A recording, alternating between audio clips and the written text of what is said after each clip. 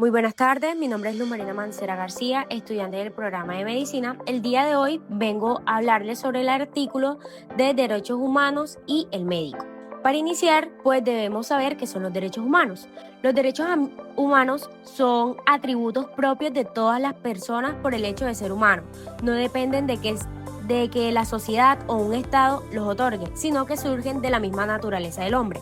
Los derechos humanos son universales e inherentes a toda persona, no dependen de un país o cultura, sino que son reconocidos globalmente. Además, se desarrollaron históricamente en distintas etapas, iniciando con los derechos civiles, políticos y luego ampliándose a los derechos sociales, económicos y culturales tras la Segunda Guerra Mundial. Eso se los estaré explicando más adelante.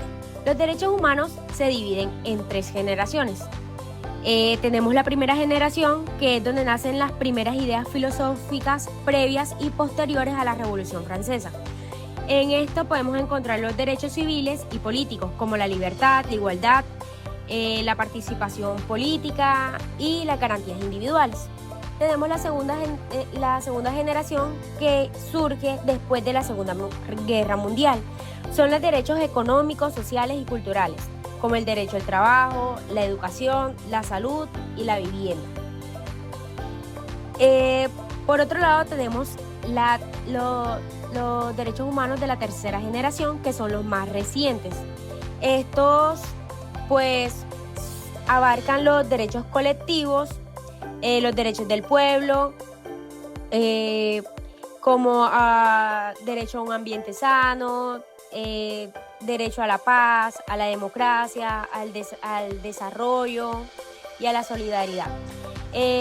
Pues los de tercera generación tienen una particularidad, y es que tienen un fuerte contenido filosófico y humanista. Ahora seguimos con la relación del médico con los derechos humanos.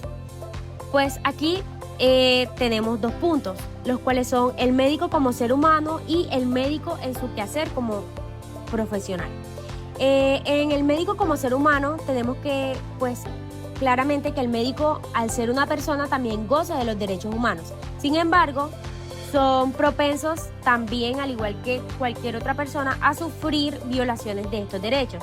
Los abusos a los derechos humanos han ocurrido a lo largo de la historia y se reconocen como actos barbaries que van en contra de la dignidad humana. Y ahora vamos a la parte del médico en su quehacer como profesional. En esta parte tenemos que, pues, el médico, debido a su labor, está directamente ligado a los derechos a la salud. Esto conecta su práctica con varios derechos que son fundamentales, como el derecho a la vida, el derecho a la integridad, derecho a la atención médica, derecho a la dignidad, entre otros. Tenemos la evolución histórica de los derechos y cómo influyó en la medicina. Pues como primera parte tenemos la filosofía y las primeras declaraciones que fueron dadas entre el siglo XVII y el siglo XVIII. En la primera parte tenemos a John Locke. En 1689, este defendió que todo ser humano posee derechos naturales, como la vida, la libertad y la propiedad. También tenemos la Declaración de Virginia en 1776 y la Declaración de los Derechos del Hombre y Ciudadano en 1789. Esto llevaron a las ideas al plano político y social. Pues esta parte de la evolución histórica de los derechos humanos, pues tuvo un gran impacto en la medicina, debido a que surge la idea de que el paciente no es solo un objeto de tratamiento, sino una persona con dignidad y derechos.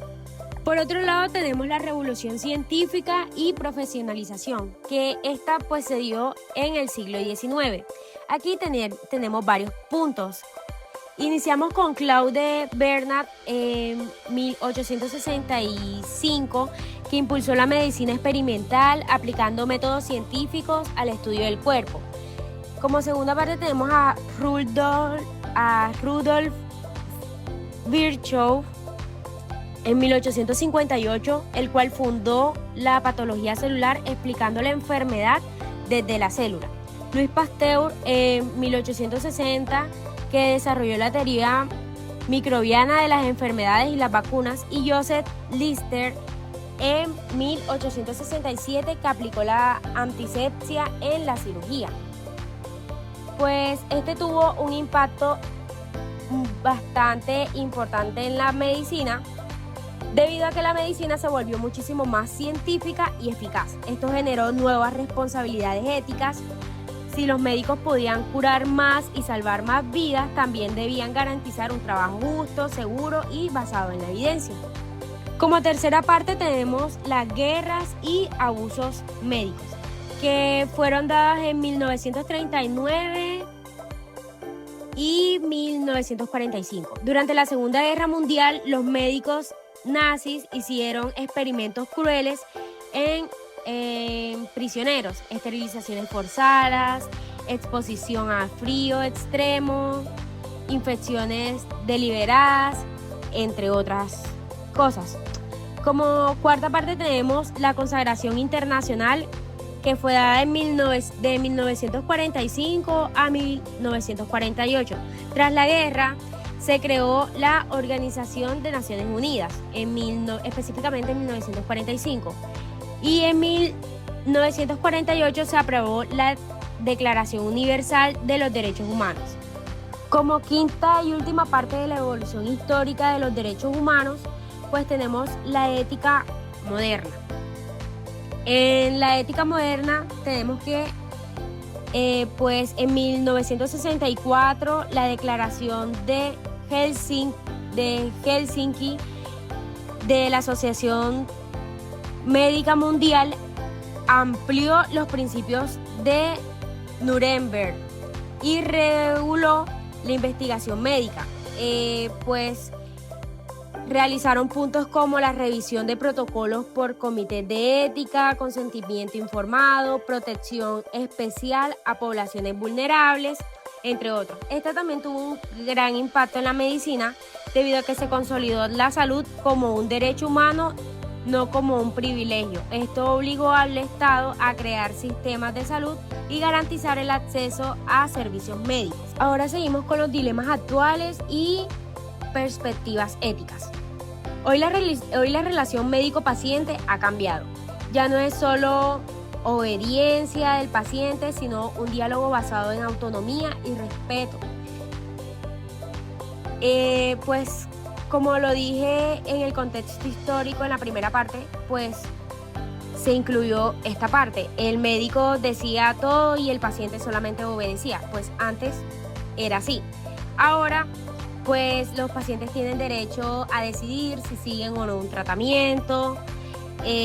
Pues tienen derecho de opinar y pues con propiedad decidir qué quieren hacer, pero todo desde la responsabilidad. Con esto también surgen dilemas éticos que mezclan derechos y medicina, como por ejemplo el aborto, la eutanasia, la manipulación genética, derecho al inicio y fin de vida, trasplantes, SIDA y entre otros. Por último tenemos los principios éticos que guían la práctica médica, que pues en esto se supone que es en lo que se debería basar un médico para tomar decisiones, los cuales son la beneficencia, la no maleficencia, la justicia, la autonomía y la responsabilidad profesional.